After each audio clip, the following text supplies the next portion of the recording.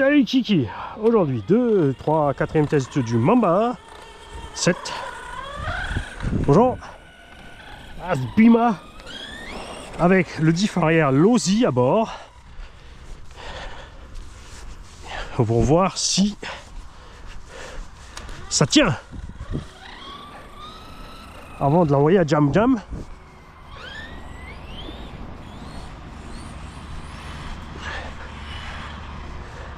Là ça a l'air bon hein, parce que ça aurait déjà fait crac crac crac, c'est sûr, ça on le sait.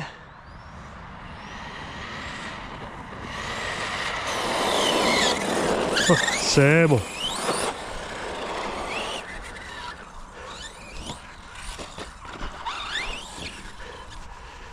Évidemment ces engins ont beaucoup de torque twist sous la vue, ça lève la patte, ça tire de travers. C'est quelque chose de très marqué sur les engins à pont arrière. C'est pas un problème de jeu. Il y a un abonné qui m'a demandé pour une direction à lui sur un D7F. Je lui ai demandé pourquoi d'abord. Et en fait il m'a dit parce qu'il y a du jeu, la voiture tire de travers. Ce n'est pas histoire de la direction.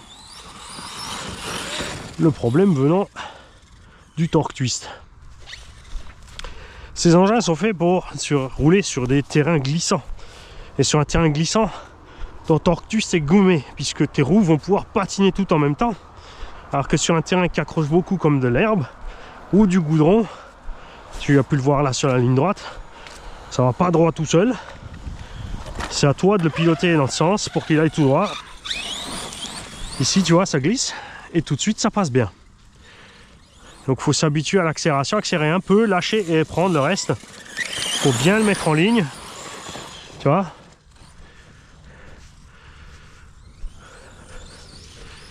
Peut-être fera-t-il enfin son premier pack tout seul en entier, sans panne. La dernière fois, on a... alors la première fois, Cardan a coincé le diff. Donc ça a déjà commencé à faire du bruit. Avec les cardans plus courts, on les a paumés 2 fois. Ça c'est ma faute, hein, c'est que la modif n'était pas viable.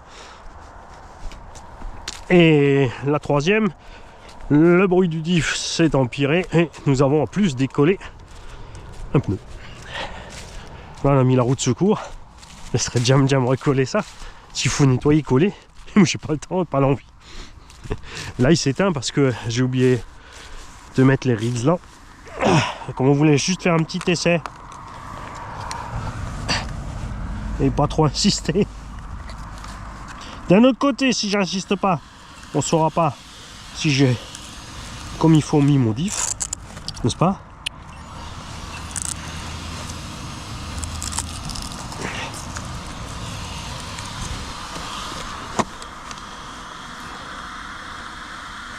C'est une machine qui a une belle gueule. Surtout le vert là. Comme ils l'ont fait, moi j'aime beaucoup. Et il ne faudrait pas grand chose pour être vraiment une bonne caisse.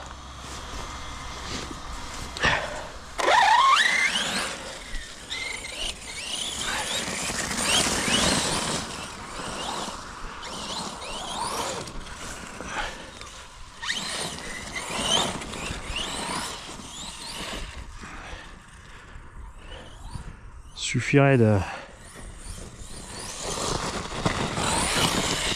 d'une meilleure qualité des éléments de diff internes, de cale de train plus 1,5 mm.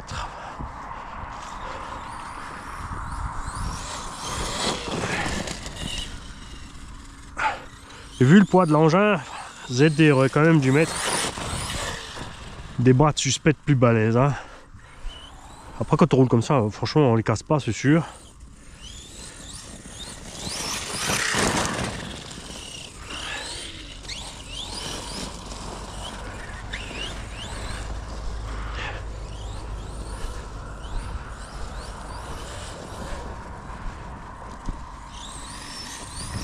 Là je peux mettre plus gaz parce que c'est moi qui ai mis le diff.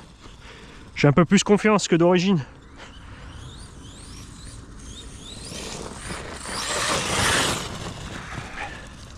Puisque l'ingénieur de chez Apsima, Sao Xing Shang Fang Feng, qui habite à Guangdong, qui est pas du tout au courant qu'Apsima a inventé le truc, parce que lui travaille pour ZD Racing.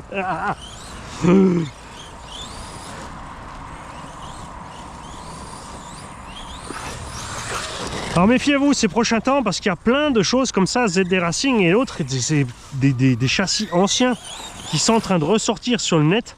J'ai un abonné, je crois que c'est Nico, je sais plus lequel, 13-12, un truc comme ça, parce que j'en ai plein qui ont un petit numéro derrière, et qui a vu une GT 1.8. Elle a une belle gueule, c'est vrai, avec un kit SNRC carbone et tout. Le problème, c'est que la 1.8e en question est une mécanique ZD Racing. Souvenez-vous, au King Berserker, le mélange là, orange et bleu, orange et argenté, et ben c'est ça la méca qui est en dessous. Et ils ont juste mis un châssis carbone, des tourelles carbone, mais la méca n'est pas bonne. Pour une piste promenade, ça va. Mais si tu veux allumer sur la piste avec les diffs qui se dissoudent, qui se dissolvent, c'est pas le top. En fait, j'aurais dû commencer par là. Hein. Sortir les diffs et direct mettre 3 diffs Losi ou... À voir, hein. Alors j'ai pas essayé parce que c'est vrai que je suis pas malin. J'avais des couronnes au bas-haut. J'aurais pu mesurer l'anthrax des trous au bas-haut pour voir si ça va sur les... Parce que le but c'est de mettre la couronne ZD là, celle-là elle est pas mauvaise, hein, sur un diff de meilleure qualité.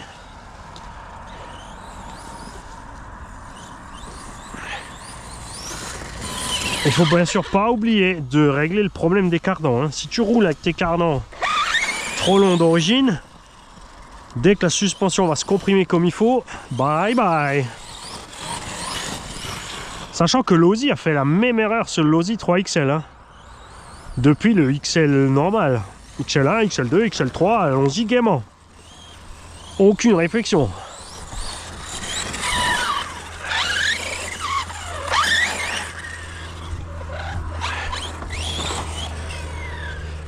La seule fois où je vais bien m'amuser avec ce Apsima. T'as rien vu, Luc? L'autre côté, comme ça au moins. C'est bon, le vélo est loin. On voit si les cardans y tiennent. Hein. Si ça sort pas les noix, il va où? Il va là-bas.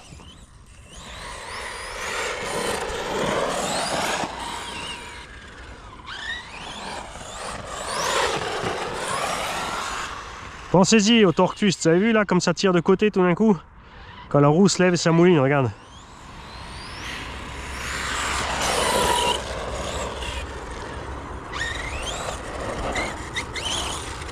Donc comme dit, c'est typique des constructions rallongées comme ça.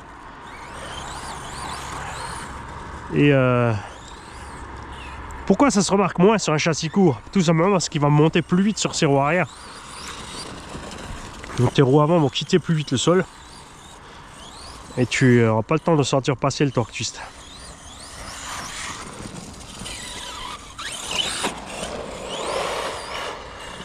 Bon, je vais peut-être pas te l'envoyer tout de suite, Luc. Hein. Peut-être d'abord le cochonner un peu parce que c'est la saison sale et j'ai pas envie de cochonner mes jolies voitures. Mais le ZD, ça me fait pas mal. Salaud.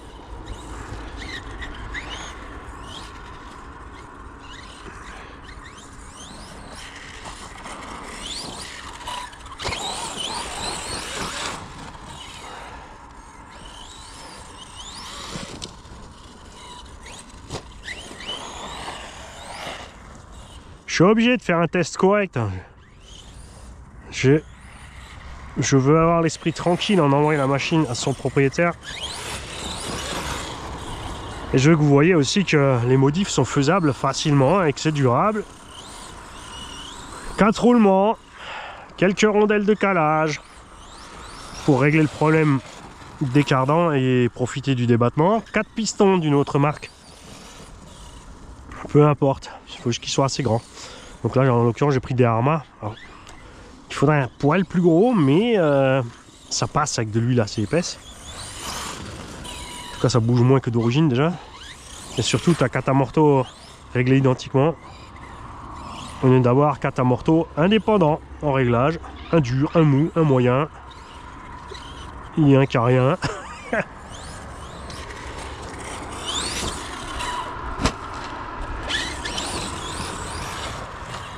Ouf, là j'ai lâché les gaz au mauvais moment. Pas bien.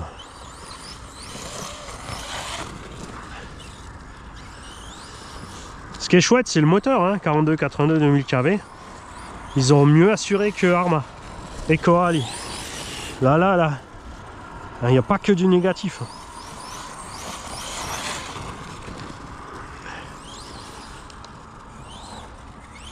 J'aime bien les pneus aussi. J'aime bien les gros amortos. J'aime le look. J'aime la lumière. J'aime le prix ZD Racing. On trouve les rollers en Chine à 350. Les RTR à 550.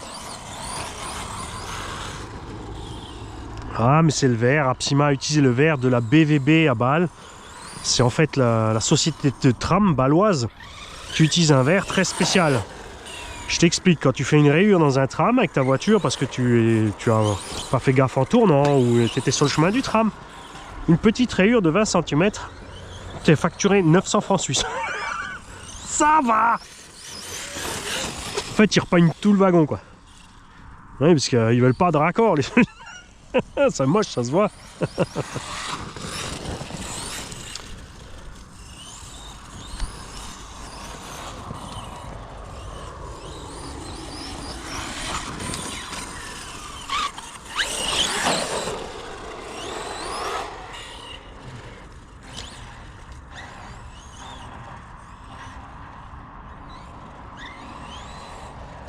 Ouf.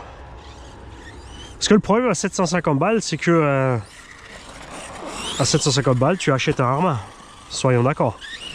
Tu achètes un Arrma Nero Big Rock, tu achètes un Fireteam en promo là, 550 le Fireteam. C'est quand même plus balèze que ça. Il a aussi un souci sur les essuies avant, avec le Fireteam, les roulements qui pètent. Mais maintenant que Arrma a sorti les V6 et que tu as les porte-fusées avec les gros roulements, 550 plus les porte-fusées avec les gros roulements devant au moins, parce que derrière ça allait, hein. C'est vraiment juste devant que ça sort.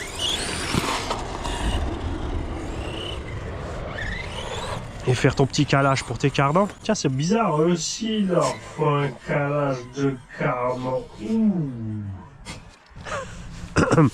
Bon bah finalement, je vais effectivement pas te l'envoyer tout de suite, Luc.